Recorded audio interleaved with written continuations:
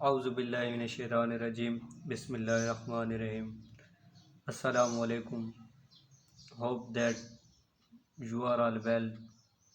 Today we are going to discuss about electronic configurations. So lecture number 5,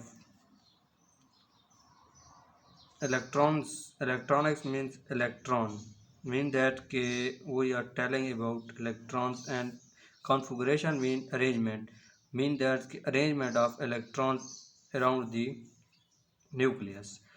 तो इसकी definition ये हो जाएगी कि द डिस्ट्रीब्यूशन और अरेंजमेंट ऑफ इलेक्ट्रॉन्स अराउंड किसकी electron around the nucleus in an orbit और शेल। क्या करते हैं, हमारे पास क्या होता है कि जैसा कि हमने पढ़ा है कि हमारे पास एक न्यूक्लियस होता है, उसमें क्या होते हैं, न्यूट्रॉन होते हैं और प्रोटॉन होते हैं, और उस इर्द गिर्द क्या होते हैं, शेल होते हैं। क्या होते हैं, हमारे पास इर्द गिर्द शेल होते हैं, और इन शेलों में क्या होते हैं, हमारे पास इलेक्ट्रॉन होते हैं। क्या होते हैं, इलेक्ट्रॉन्स होते हैं। तो इन इलेक्ट्रॉन्स की अरेंजमेंट को जो कि हम शेल में कर रहे होते हैं उसको क्या बोलते हैं, इलेक्ट्रॉनिक कॉन्फ़िगरेशन बोलते हैं। क्या बोलते हैं, इलेक्ट्रॉनिक कॉन्फ़िगरेशन। तो electrons are present around the nucleus in various shells named as K, L, M and O. अब देखें कि जो इलेक्ट्रॉन मौजूद हैं किस में, न्यूक्लियस के इर्द गिर्द घूम रहे होते हैं, उसमें जो शेलों को नाम दिया जाता है वो किसको दिया जाता है, पहले को के का दिया जाता है, दूसरे को किसका दिया जाता है कि एल को, एल का, और तीसरे को किसका, एम का। इस तरह इनको क्या अप टू जेड, जेड तक इनको नाम दिया जाता है। ये शेलों के क्या होते हैं, नेम होते हैं। और calculation of number of electrons, अब हम क्या करते हैं, शेल में नंबर ऑफ इलेक्ट्रॉन कैसे कैलकुलेट करते हैं, how we can calculate number of, how we calculate number of electrons in shell. So in order to calculate the number of shells in around the nucleus in electron, we used formula which is 2n n square, 2n power n square। तो अब ये जानते हैं कि number of electrons को around the nucleus calculate करने के लिए जो हम फार्मूला यूज़ करते हैं वो क्या होता है, 2n का स्क्वायर होता है। जो n होता है वो हमारे पास क्या होता है, नंबर ऑफ़ शेल्स होते हैं। मतलब कि हमारे पास जो k था, l था और m था, ये क्या होते हैं, नंबर ऑफ़ शेल्स होते हैं। इस तरह अप टू सो ऑन, ये इस तरह हम इनको क्या कर सकते हैं, नंबर ऑफ़ इलेक्ट्रॉन्स काउंट कर सकते हैं। कौन सा फार्मूला यूज़ करके, we can use 2n square, n का स्क्वायर। अब हमारे पास नंबर 1 ऑर्बिट है। क्या है, नंबर 1 ऑर्बिट है, तो उसमें नंबर ऑफ, उस ऑर्बिट का नेम क्या होगा, एस होगा, हम पीछे पढ़ चुके हैं। और उस ऑर्बिट का नेम एस है, और ऑर्बिट नंबर 1 है, उसका नेम एस है। और उस फार्मूला क्या यूज़ करते हैं हम, उसके नंबर ऑफ काउंट करेंगे 2n की पावर 2। और नंबर ऑफ इलेक्ट्रॉन्स कितने हो गए, हम फाइंड करते हैं कि हमारे पास क्या है, ऑर्बिट क्या है, 1 है। मतलब है कि हमारे पास n की जो वैल्यू है वो 1 है। फार्मूला हमारे पास 2n पावर 2, तो हम वैल्यू पुट कर देंगे, 1 का स्क्वायर, 1 का स्क्वायर 1 होता है और 2 इलेक्ट्रॉन्स होते हैं। अब हमारे पास क्या हो गया कि हमारे पास जो इसमें इलेक्ट्रॉन्स होंगे वो कितने होंगे, 2 होंगे। अब हम नंबर 2 पे दूसरे शेल की बात करते हैं। दूसरे शेल में क्या होता है, एस और पी होते हैं। क्या होते हैं, एस और पी होते हैं। अब 2n की पावर 2 फार्मूला यूज़ करेंगे, तो हमारे पास इधर क्या होगा, नंबर 2 पे n का किधर, n 2 के बराबर है। हमारे पास फार्मूला n 2n स्क्वायर 2 हो जाएगा, तो 2 की वैल्यू हम पुट कर देंगे। 2 का स्क्वायर कितना होता है, 2 2 ज़ार 4 होता है, और 4 2 ज़ार 8 होता है। मतलब है कि हमारे पास जो सेकंड है, क्या है, हमारे पास जो सेकंड है शेल, उसके सेकंड ऑर्बिट है, उसमें कितने इलेक्ट्रॉन होंगे, 8 इलेक्ट्रॉन होंगे। 8 में 2 जो होंगे वो किस में आ जाएंगे, एस में आ जाएंगे, और 6 होंगे वो पी में आ जाएंगे। और नंबर 3 पे हम इस तरह कर लेते हैं। नंबर 3 पे क्या होता है, एस पी और डी होते हैं, ये 3 होते हैं नेम ऑफ ऑर्बिट। तो फार्मूला हमारे पास 2n स्क्वायर होता है। तो अब हम पुट करेंगे यहाँ वैल्यू, n कितने के बराबर है हमारे पास, यहाँ पे एन है हमारे पास 3 के बराबर, तो 2n की वैल्यू पुट कर देंगे, वो हमारे पास 2 इंटू 3 ज़ार 9, तो 9 2 ज़ार 18। हमारे पास कितने इलेक्ट्रॉन हो गए? तीसरे में 18 इलेक्ट्रॉन हो गए। कितने हो गए? 18 इलेक्ट्रॉन हो गए। तीसरे में हमारे पास कितने हो गए? 18 इलेक्ट्रॉन। अब 2 आ जाएंगे एस में, 6 आ जाएंगे पी, 6 आ जाएंगे पी में, बाकी 10 जो होंगे इसमें आ जाएंगे डी में आ जाएंगे। टोटल कितने हो गए? 18 इलेक्ट्रॉन। इस तरह ये हम क्या करते हैं, नंबर ऑफ इलेक्ट्रॉन्स काउंट कर सकते हैं अराउंड द शेल्स। तो कुछ आप भी काउंट कर लें जो मैं आपको दे रहा हूँ। आपने करना है एम शेल, ओ का, पी का और 8 का, इनका काउंट करें, इनमें इन शेलों में कितने इलेक्ट्रॉन होते हैं।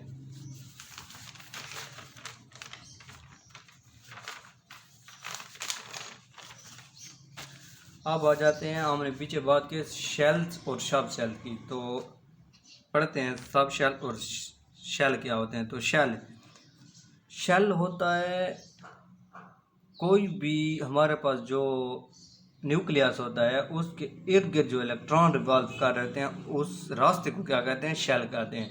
इसका दूसरा नाम ऑर्बिट भी है। क्या है? ऑर्बिट भी है, और इसको एनर्जी लेवल भी कहते हैं। फिक्स्ड पाथ होता है ना, इलेक्ट्रॉन जो घूम रहे होते हैं वो फिक्स्ड पाथ में घूम रहे होते हैं। तो fixed path of electron around the nucleus of an atom in which they are revolving.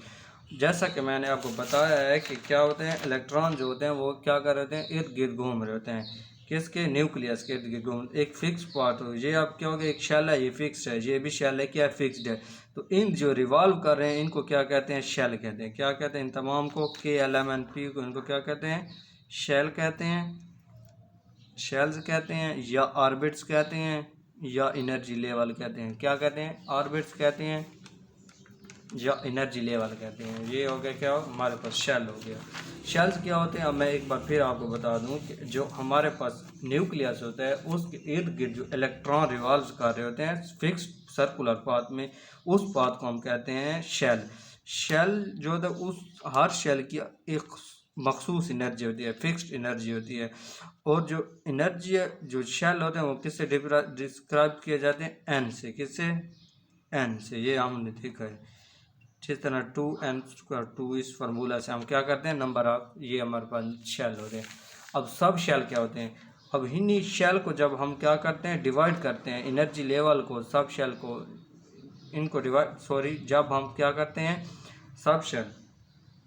अब सब शेल क्या होते हैं कि जब हम एनर्जी लेवल या ऑर्बिट या हमारे पास जो शेल है इसको सब डिवाइड कर देते हैं, तो इनको क्या कहते हैं? सब शेल कहते हैं। जैसा कि एग्जांपल हम जनरल एग्जांपल ले लेते हैं। जनरल एग्जांपल, हमारे पास स्टूडेंट्स हैं क्लास में। क्या है? स्टूडेंट्स इन क्लास में कुछ स्टूडेंट मौजूद हैं। अब उन स्टूडेंट्स के हम ग्रुप बनाते हैं 5-5 के, 5 का 1, 5 का 2 और 5 का 3। अब इसमें क्या होते हैं? इसमें होते हैं बॉयज़। पहले ग्रुप में क्या होते हैं? बॉयज़ होते हैं। और इसमें क्या होते हैं? इसमें होते हैं गर्ल्स होती हैं। और इसमें क्या होते हैं? इसमें दोनों होते हैं। मतलब है कि 3 टॉपर जो होते हैं, 3 पोजीशन होल्डर बॉयज़ हो गए, और 2 टॉपर होगी वो गर्ल्स हो गई। अब देखिए कुल स्टूडेंट की तादाद कितनी थी? 15 थी। कितनी थी?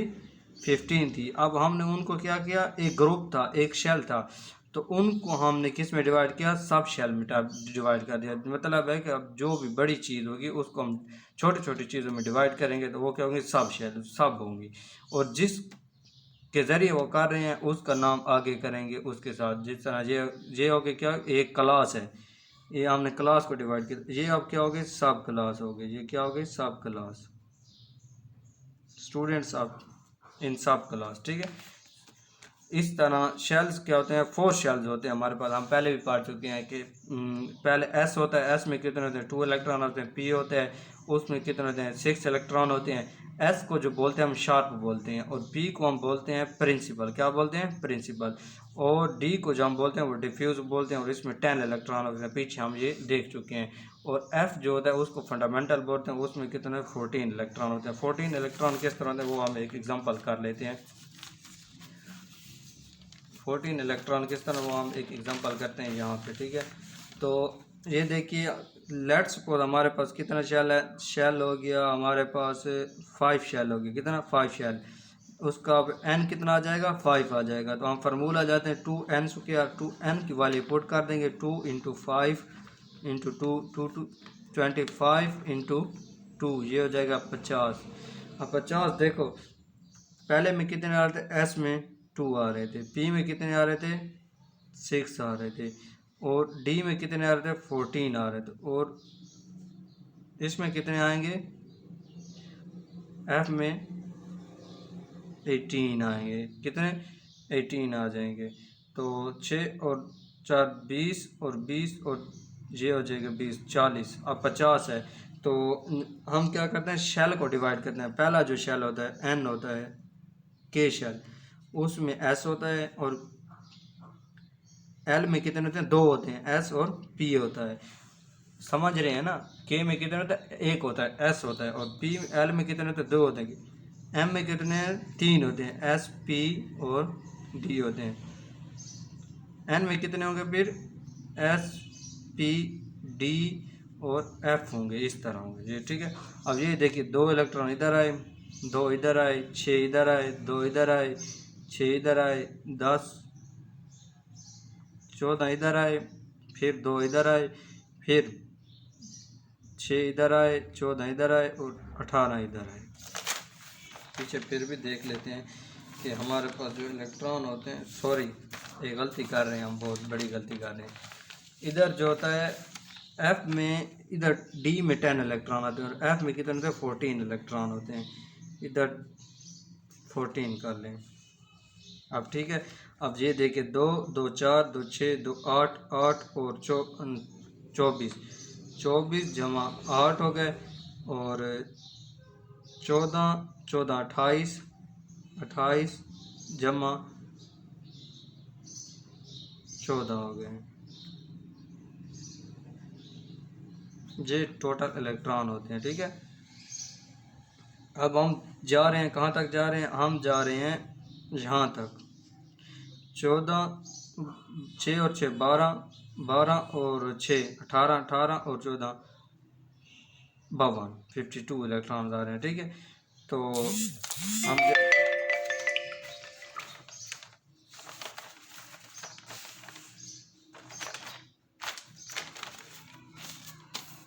How electron फिल्स in subshell, तो वो कहता है कि how we can filled electron in subshell, तो सब शेल में हम इलेक्ट्रॉन को किस तरह फील करते हैं। Electrons are filled into subshell by Aufbau, एक रूल होता है आफा प्रिंसिपल। इलेक्ट्रॉन्स को in order to fill electrons in a subshells we use a rule which is called alpha principle. According to this rule we can fill electrons in first lowest energy level, then we fill higher energy level. electrons are filled first lowest energy level available to it, then higher energy level। मतलब है कि अगर हम electron को किसी भी shell में fill करना चाहते हैं, क्या करना चाहते हैं फिल करना चाहते हैं, तो हम कैसे फिल करेंगे, अकॉर्डिंग टू आफा प्रिंसिपल।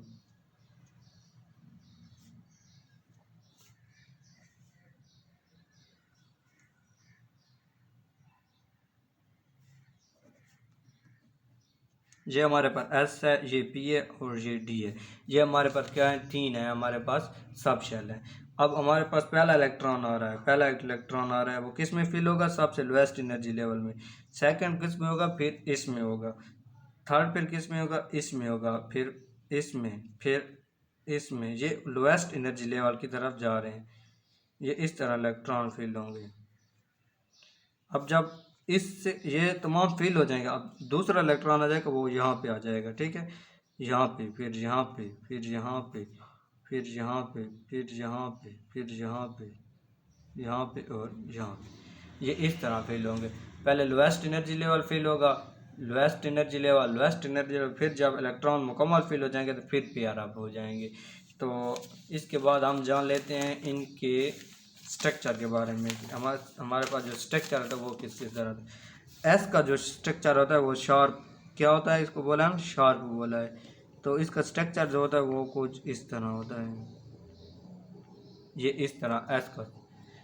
पी प्रिंसिपल बोला था हमने, इसको किसका बोला था, प्रिंसिपल।